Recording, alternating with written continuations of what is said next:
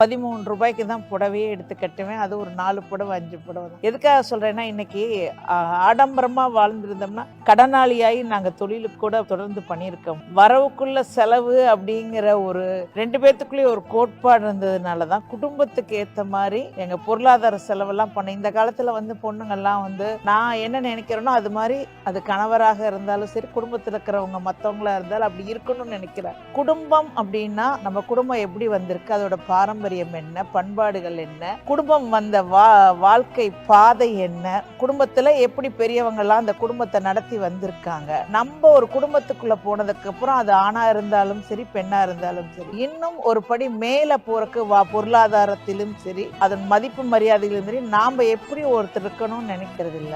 ஒரு குடும்பம்னா இப்படி இருக்கணும்னு எங்க அப்பா தான் எனக்கு சொல்லி வளர்த்திருக்கு. அதே மாதிரி பாத்தீங்கன்னா, எங்க மாமியார் எங்க அம்மா எப்படி வெள்ளந்தியோ, எங்க மாமியாரும் ஒரு நல்ல வெள்ளந்தி.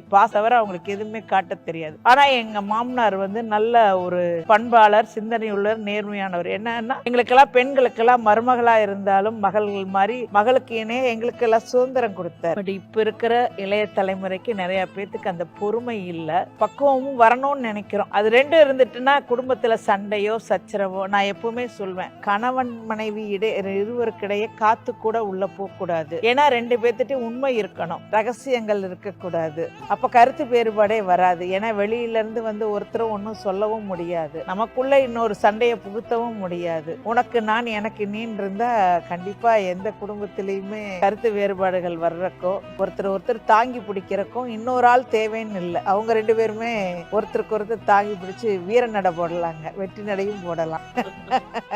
அசைவ உணவுகள் இதெல்லாம் வருஷத்துல நீங்க சொன்னா நம்ப மாட்டீங்க, ஒரு தடவை 2 தடவை எங்க வீட்டுல அசைவம் சமைப்பாங்க. அப்ப ஆமா, அப்ப இறைச்சியினுடைய விலை 2 ரூபாய் ஒரு கிலோ, 3 ரூபாய் இருந்தது. இன்னைக்கு 700 ரூபாய் இருக்கு. அன்னைக்கு அந்த சூழ்நிலையில வருஷத்துல 6 மாசத்துக்கு ஒரு தடவை இல்ல ஒரு வருஷத்துக்கு ஒரு தடவை எங்க வீட்டுல செய்வாங்க. திருமணம் ஆகி போயுமே கிட்டத்தட்ட ஒரு 5 வருடங்களுக்கு மேல இருக்கும். அப்பவும் வருஷத்துல 4 மாசத்துக்கு ஒரு தடவை அசைவ உணவு செஞ்சாவே பெருசு.